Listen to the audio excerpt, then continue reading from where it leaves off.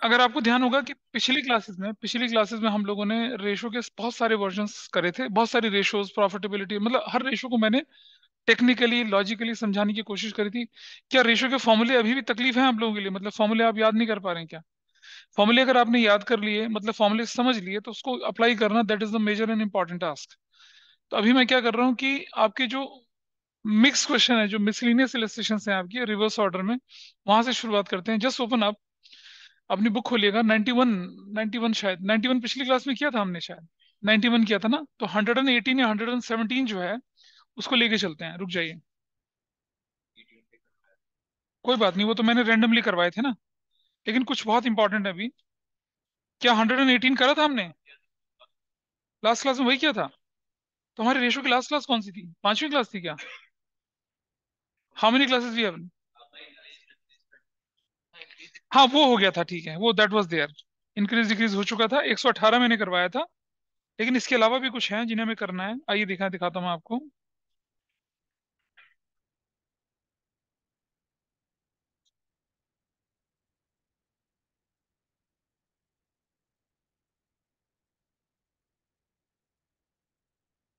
हमने दूसरे बैच के साथ कुछ क्वेश्चंस करे थे।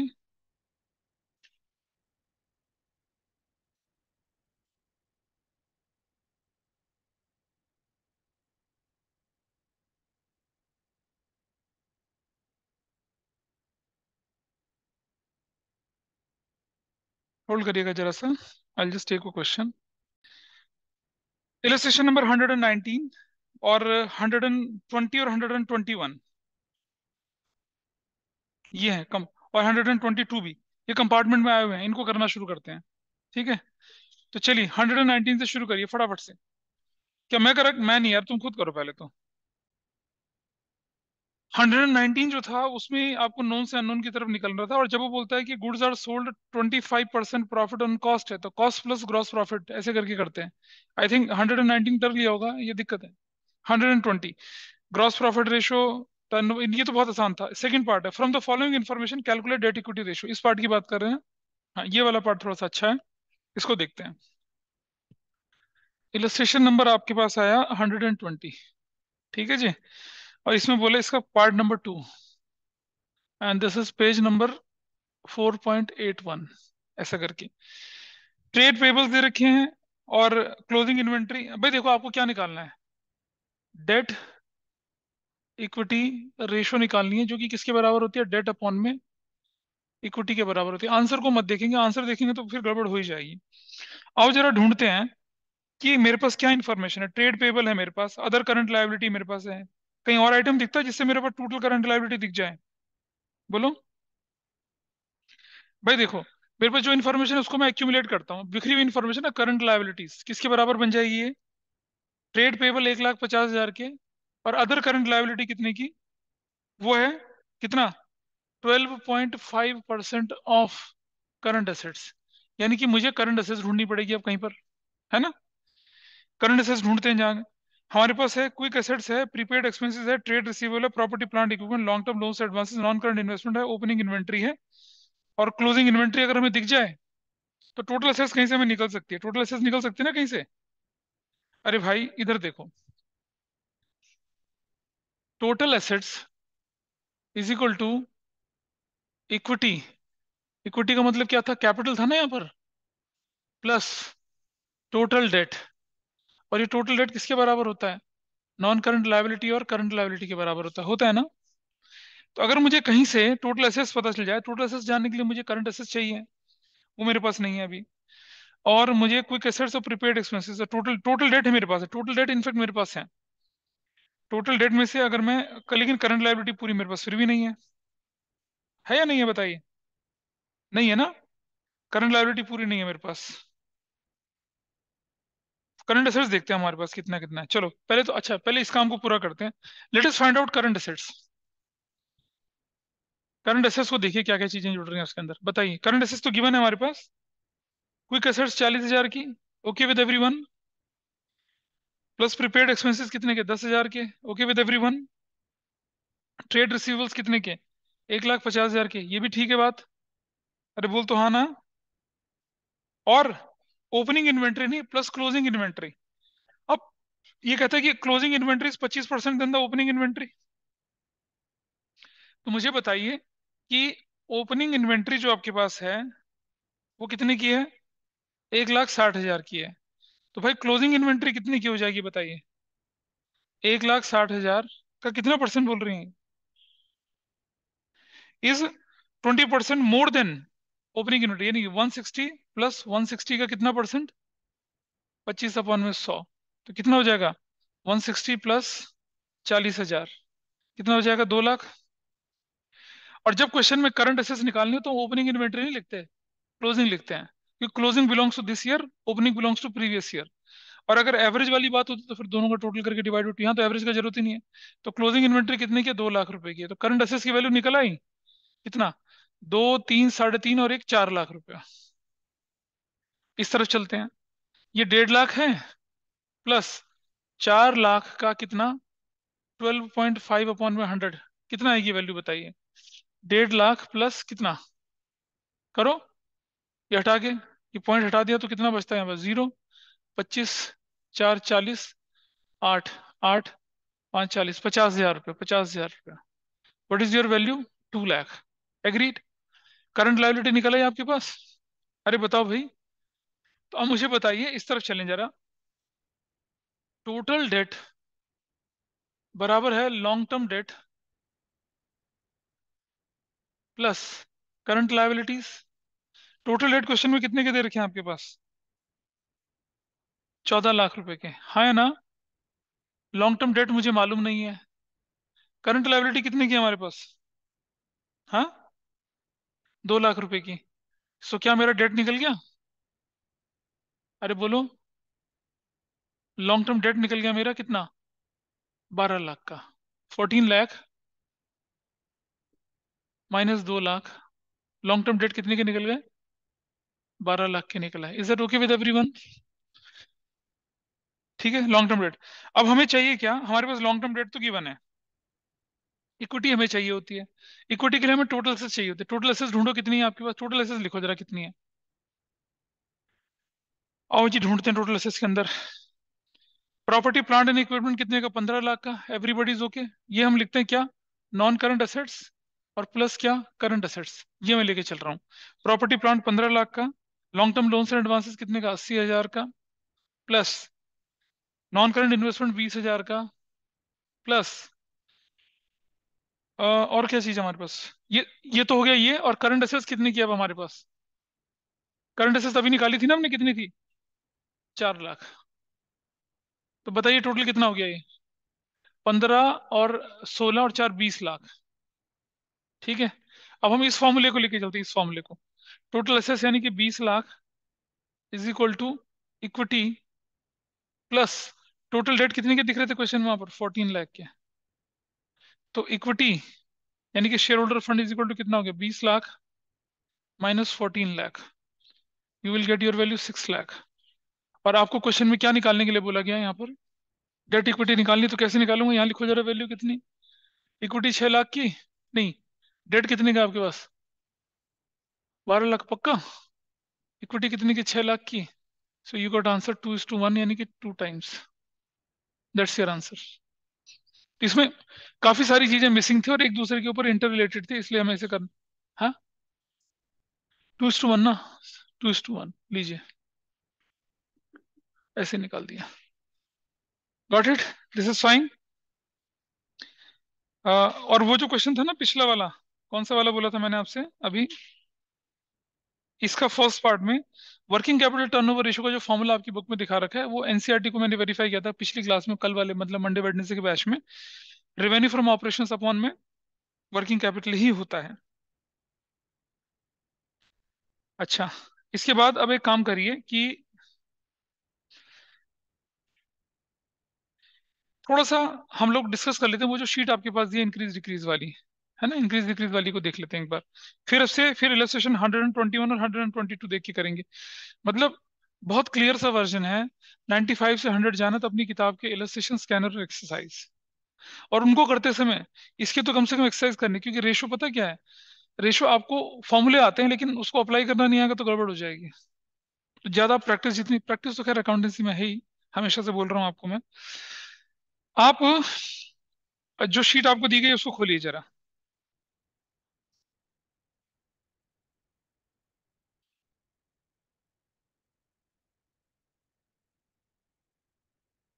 आई होप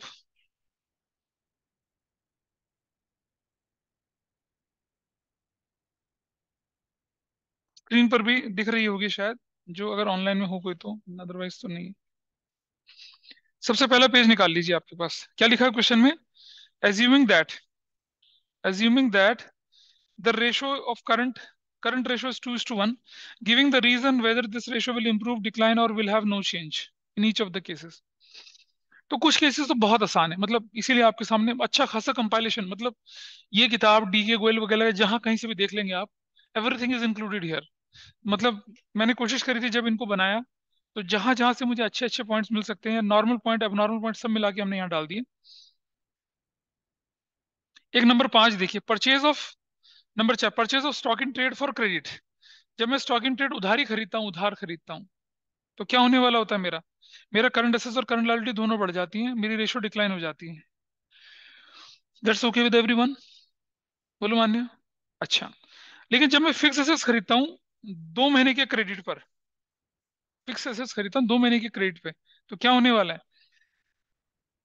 करंट लायबिलिटी मेरी बढ़ती है, बढ़ती है ना, पर क्या करंट एसेट्स भी बढ़ती है, नहीं बढ़ती ना, मेरी सिर्फ करंट लायबिलिटी बढ़ती है, तो उससे रेशियो क्या हो जाती है मेरी, डिक्लाइन हो जाती है। समझ रहे हैं। 2 महीने के उधारी पर मैं अगर फिक्स एसेट्स खरीद रहा हूँ, तो है तो करंट लायबिलिटी वो, लेकिन क्योंकि मैंने फिक्स एसेट्स खरीदी इसलिए करंट एसेट्स तो बढ़ेगी नहीं। तो ऐसे लिखते कैसे हैं, there is no change in numerator, there is increase in denominator, hence ratio will decline, ऐसे आंसर लिखना होता है। कहते हैं ना state giving the reason, reason ये तो बनेगा। Purchase of fix assets on long term deferred payment, fix assets खरीद ली, करंट एसेट्स करंट लायबिलिटी में कोई लेना देना नहीं है। लॉन्ग टर्म डेफर्ड पेमेंट का मतलब है नॉन करंट लायबिलिटी की बात कर रहा है, तो देर इज नो चेंज। ठीक है, अरे क्लियर है बात। पॉइंट नंबर 6, रीजन दे रखा है नो चेंज। और चलते हैं, sale of stock in trade at loss, stock in trade को अगर मैं लॉस पे बेचता हूं तो क्या हो जाएगा मेरा, मेरा स्टॉक तो घट जाएगा और मेरा कैश बढ़ जाएगा, लेकिन मेरा कैश कम बढ़ेगा, मेरा स्टॉक ज्यादा घटेगा, तो न्यूमरेटर घट जाएगा ना, there is no change in denominator, तो रेशियो विल डिक्लाइन। ऐसे रीजन दे रखे हैं। और थोड़ा चलिए नीचे, इसको नहीं लेके चलते। हाँ, bills receivable drawn upon customers, bills receivable customer पे, कस्टमर कौन होते हैं, डेटर होते हैं। बी आर ड्रॉन करेंगे तो क्या होगा, डेटर घट जाएगा और बी आर बढ़ जाएगा, no change. B R receivable drawn upon customer हो चुका number 15। Bills receivable endorse to creditors, अब क्या होगा, बी आर कम और क्रेडिटर कम, ऊपर से क्या कम, बी आर, करंट एसेट्स कम, नीचे से क्या कम, क्रेडिटर कम, तो रेशियो क्या हो जाएगी, इंप्रूव हो जाएगी। ठीक है, और चलते हैं आगे। बिल्स रिसीवेबल डिसऑनर्ड, है ना, पार्टनरशिप में भी पढ़ा था, बचपन में बिल्स ऑफ एक्सचेंज चैप्टर में भी पढ़ा था, तो क्या हो गया बताइए, बिल्स रिसीवेबल डिसऑनर हो जाएगा तो डेटर इंक्रीज और बी आर कम, नो चेंज। ठीक है, दिस इज डन। चलिए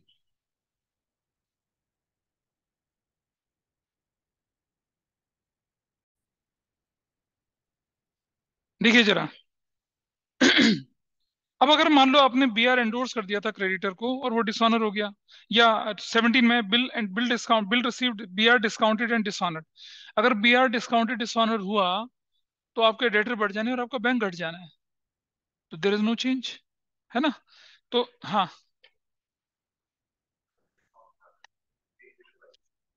क्या चीज कहाँ से, क्या क्वेश्चन पढ़ा, क्या लिखा है, क्वेश्चन में लिखा है कि बी आर डिस्काउंटेड था पहले कभी, अब वो डिसऑनर हो गया। हाँ, अरे बैंक की जो फीस दी थी वो आपने रिकॉर्डिंग के टाइम पे दी थी, ये तो डिसऑनर हो चुका है। हाँ, तो बैंक से 20,000 कम और डेटर में 20,000 बढ़ गए। तुम नहीं समझ रहे, और तुम नहीं समझ रहे हो, पार्टनरशिप में भी इसी का कवाड़ा करोगे। समझ चीज को, हमारा क्वेश्चन बिल डिस्काउंटेड का नहीं है, हमारा क्वेश्चन डिस्काउंटेड बिल के डिसऑनर होने का। There is a difference. जब तुम बिल डिस्काउंट कराओगे तो क्या होगा, तुम्हारा बीआर कम हो जाएगा, और तुम्हारा बीआर 20,000 से कम होगा। सुन लो यार, अगर ट्रांजेक्शन है कि सिर्फ बिल डिस्काउंट हो गया, तो क्या होने वाला है तुम्हारा, बीआर 20,000 का खत्म हो गया और बैंक 19,500 से बढ़ गया, तो numerator is reduce by 500, ratio decline हो जाएगी। लेकिन ये है डिस्काउंटेड बिल डिसऑनर है। तो मतलब क्या हुआ, बैंक पूरे 20,000 काटेगा और आप डेटर को पूरे 20,000 से बढ़ाओगे, है ना। और यही गलती तुम पार्टनरशिप में लेके चलोगे तो फिर गड़बड़ होनी है। क्लियर है। तो ऐसे ही बिल हमने एंडोर्स कर दिया था, डिसऑनर हो गया। तो सीधी सी बात है, आप डेटर को बढ़ा दोगे और क्रेडिटर भी बढ़ जाएंगे आपके। डेटर भी बढ़ा, क्रेडिटर भी बढ़ा, रेशियो क्या हो जाएगी, डिक्लाइन हो जाएगी। ठीक है। अच्छा सुनो, issue of new shares for cash. Issue of new shares for cash, नए शेयर आपने कैश में इशू कर दिए तो क्या होने वाला है, your cash will increase but there is no increase in current liabilities. तो रेशियो क्या हो जाएगी, इंक्रीज हो जाएगी। Issue of new shares against purchase of fix assets. Fix assets खरीद ली और शेयर इशू कर दिए, कोई चेंज ही नहीं है। कहाँ चेंज होगा, ना करंट एसेट्स ना करंट लायबिलिटी में चेंज है। लेकिन इसका डेट इक्विटी में क्या चेंज होगा बताइए।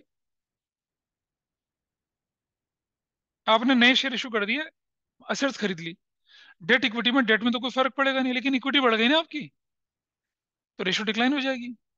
भाई यही ट्रांजेक्शन डेट इक्विटी में भी तो पूछ सकते हैं। इक्विटी मतलब शेयर्स, इक्विटी का एक पार्ट शेयर भी तो होता है, ऐसे करके। अच्छा, redemption of debentures for cash, तेरे ध्यान से देखना आप, ये बड़ा इंपॉर्टेंट पार्ट है, इसको बोल्ड करके रखा हुआ है। Redemption of debentures for cash, यहाँ लिखा है इंप्रूव, एक जगह लिखा है इंप्रूव और एक लिखा है डिक्लाइन। रीजन समझिएगा क्यों रीजन है। देखो भाई, if redemption of debenture is a planned, मतलब पहले से प्लान कर रखा है, then debentures to be redeemed must be a part of other current liabilities as a current maturities of long term debts. कि हमें अगले साल करना है, उससे अगले साल करना है, तो क्या होगा, यही तो होगा। क्लियर है बात। तो क्या होने वाला है, current assets as well as current liabilities decrease as debentures are already shown under the current liabilities as current maturities of long term debt and ratio will improve. और करंट असेट्स क्यों decline होगी, क्योंकि पैसा जा रहा है आपका। ठीक है।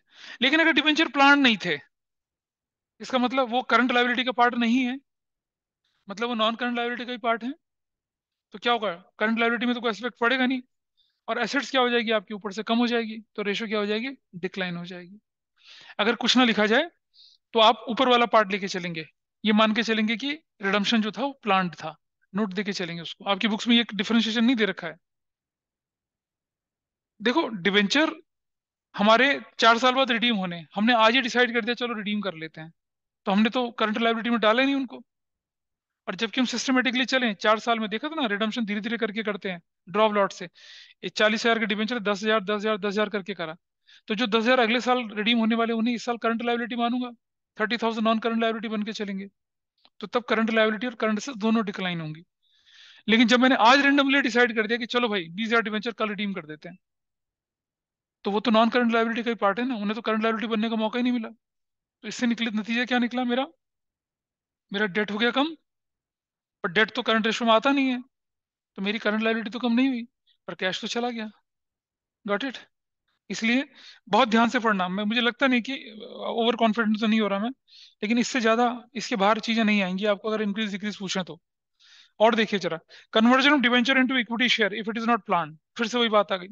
डिवेंचर का कन्वर्जन कर रहे हो आप किसमें, इक्विटी शेयर में, अगर वो प्लान्ड नहीं थे, तो मतलब आपकी नॉन करंट लायबिलिटी कम हुई, और दूसरा क्या हो गया आपका, इक्विटी शेयर बढ़ गए, तो रेशो में तो कोई चेंज ही नहीं हुआ, करंट रेशो में तो कोई चेंज ही नहीं हुआ। डेट इक्विटी रेशो में क्या चेंज होगा बताइए, conversion of debenture into equity shares, debt कम हो गया और इक्विटी बढ़ गया। डेट कम, डिनो डिनो डेट ऊपर वाला कम और इक्विटी बढ़ गई, तो रेशो डिक्लाइन हो जाएगी, डेट इक्विटी में वो इफेक्ट जाएगा इसका। आपको लिखना है लिटरली ऐसा कि with this transaction debt will decline and equity will increase, hence ratio will decrease, ऐसा करके। और अगर प्लान्ड होता तो क्या होता, तो करंट लायबिलिटी हो जाती कम, होती ना करंट लायबिलिटी, कैश में तो फर्क ही नहीं पड़ता क्योंकि कन्वर्जन हो रहा है। तो करंट लायबिलिटी अगर कम हो गई नीचे, डिनोमिनेटर कम और न्यूमरेटर में कोई चीज नहीं, तो रेशियो इंप्रूव हो जाएगी। समझ रहे, प्लान्ड और अनप्लान्ड वाला पार्ट, ये नहीं दिखेगा आपको बुक्स में, और पता नहीं मुझे बुक्स वाले दें ना दें क्या भी है। ऐसे ही declaration of final dividend, assume that it is not approved in AGM, तो ये तो कंटीजेंट लायबिलिटी का पार्ट बन के है, ना तो करंट एसेट्स ना करंट लायबिलिटी, कोई फर्क नहीं पड़ेगा। But if it is approved in AGM, तो करंट लायबिलिटी इंक्रीज हो जाएंगी, बट करंट एसेट्स में कोई चेंज, डिक्लेरेशन की बात कर रहा हूं मैं। लेकिन अगर डिविडेंड पे हो जाए तो करंट एसेट्स भी कम और करंट लायबिलिटी भी कम, क्योंकि जो डिविडेंड डिक्लेयर करके वो तो करंट लायबिलिटी का पार्ट है। Got it? अरे रघुपति। हाँ। ये आंसर दे रखे हैं इसके किनारे पे, पर सवाल है कौन पढ़ेगा इतने 6 पेजेस? आपकी किताब में तो गिने चुने 7 या 8 क्वेश्चन हैं ऐसे, कुछ इलस्ट्रेशन में कुछ एक्सरसाइज में, उनमें भी हर क्वेश्चन का 3 3 4 जाने। यहाँ तो 32 34 मैंने लिख के रखा हुआ है यहाँ पर। देख रहे हैं? इसको पढ़ना है आपने। Self study is the core of success. ये देख सकते हैं। अब जरा ये बड़ा इंपॉर्टेंट नंबर 2 क्वेश्चन। अगर रेशो 2:1 थी, सेम है सारे कुछ, cash paid to creditor, B R endorse, bills payable discharge, page number 3 पे हूं मैं, पेमेंट ऑफ फाइनल डिविडेंड। देखो जरा इनका इम्पैक्ट देखना। अगर रेशो 2:1 थी तो improve improve improve, decline decline. अगर रेशो 1:1 है तो कहीं कोई चेंज नहीं है। बताया था मैंने आपको, रेशो अगर सेम रहेगी तो कहीं कोई चेंज नहीं आने वाला। रीजन आपके सामने दिख रहा है यहाँ पर। और अगर रेशो 0 से कम हो गई तो जो इंप्रूव इंप्रूव थे वो डिक्लाइन डिक्लाइन, जो डिक्लाइन डिक्लाइन थे वो क्या हो जाएंगे? फ्लिप मार जाएंगे, रिवर्स हो जाएगा इफेक्ट। अगर रेशो क्या है? 0 से कम है तो। तो ये जो ऊपर न्यूमरेटर डिक्रीज और डिनोमिनेटर डिक्रीज, ये रेशो को कब बढ़ाएगा? जब रेशो 2:1 से ज्यादा होगी। कोई चेंज कब नहीं लाएगा? जब वो रेशो 1:1 होगी। ठीक है। ओके। चलिए और देखें आगे जरा।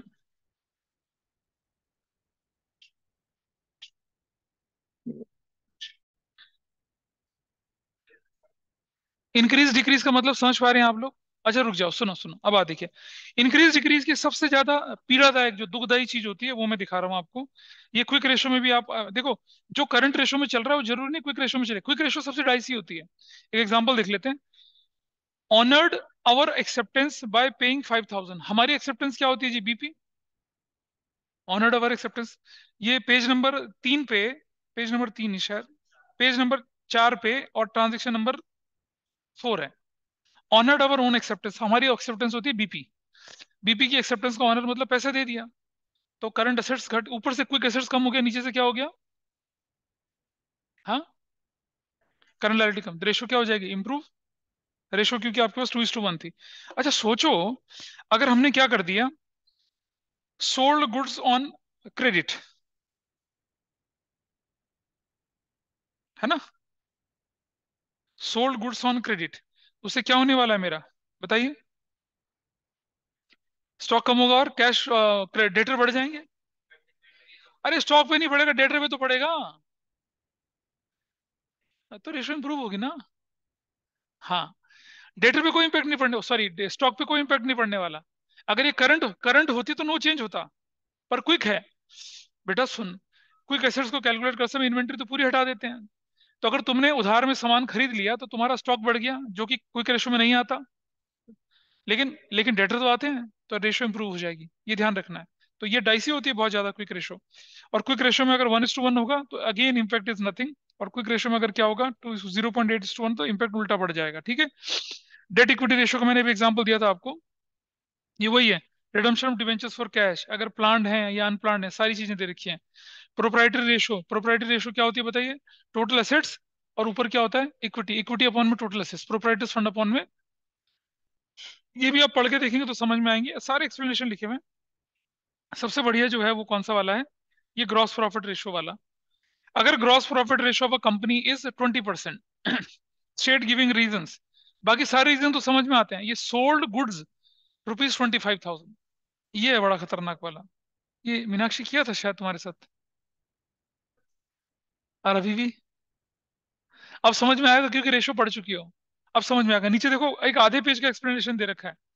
Let us assume that with help, इसे आप खुद करेंगे पहले एक बार, मैं इसको नहीं बताना चाहता आपको। हालांकि इतना मुश्किल देने का मतलब है कि आपको कंपार्टमेंट के लेवल के बराबर दे देना। ये फिर ये लोग ना इसे रट के चलते हैं। ये रेशो देखो, इसका एक्सप्लेनेशन कितना स्ट्रेंज है, देखिए।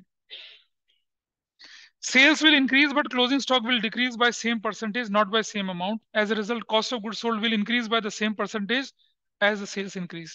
मतलब क्या है? समझ में आ रहा है कुछ? नहीं आ रहा? कुछ समझ में नहीं आ रहा। आप अपनी किताब खोलेंगे वहां पर भी ऐसे ही रीजन दे रखा है। बट एक्सप्लेनेशन में लगता है आधा पेज। देख रहे हो नीचे? वो एक्सप्लेनेशन एग्जाम्पल की मदद से समझा रखा दिख रहा है, देखो। तो that is what I am suggesting you. इसको आप खुद करके देखेंगे एक बार, तब जाके आपको पता चलेगा। उसके बाद फिर मैं देख लूंगा अगली क्लास में इसका जो भी करना होगा। नीचे देखिए आप, ऑपरेटिंग प्रॉफिट रेशो। ठीक है। अगर 20% है, ऑपरेटिंग रेशो अगर 80% है, तो क्या होने वाला है चेंज? तो सारे के सारे केसेस जो हैं ये हमने क्या कर रखे हैं, सारे सारे समराइज कर रखे हैं इन 8 पेजेस में। और इनको कर लेंगे तो आपका CUET तक का टंटा खत्म हो जाएगा। वहां तक की कहानी खत्म है इसमें। क्योंकि इतना डिटेल कोई टेक्स्ट बुक नहीं दे रही है आपको ना, सैम्पल पेपर के अंदर चीजें दिख रही हैं। तो रेशो को हम मान के चलें, मैं मान के चलूं कि भाई हाँ मेरी तरफ से तो खत्म हुआ, मेरी तरफ से सिलेबस खत्म हुआ। बोर्ड एग्जाम शुरू होने में 67 डेज रह गए हैं अब आपके। 67 days, assuming that it is starting from 1 मार्च। आप देख लीजिए इसके। कभी भी आ जाएगी, अभी आ जाएगी कभी भी। हाँ हाँ आ जाएगी, डोंट वरी फॉर दैट। जब आपके फेयरवेल, बोर्ड प्रैक्टिकल अलग से आता नोटिफिकेशन। भाई साहब, हाँ वो डेट वो डिसाइड कर रहे हैं, लेकिन आज जनवरी से शुरू हो जाएगा काम ना। हम्म। और मैंने नोटिफिकेशन भेजा था आपको क्लास ग्रुप पे। एक्सटर्नल एग्जामिनर आएगा, आंसर शीट दी जाएगी नहीं दी जाएगी, सारी क्लैरिटी थी उसके अंदर। ठीक है, कल क्लियर है। तो हाँ, तो उनकी मर्जी है, तुम्हारे स्कूल का मैं क्या कर सकता हूँ। ठीक है। नहीं चलिए, तो आपने इसको करा खत्म, ये हो गया पूरा। और इसको करिए, प्रैक्टिस करिए। घर में दिक्कत होती तो यहाँ बैठ के करिए, और करिए लेकिन। ठीक है, दैट्स ऑल फॉर टुडे।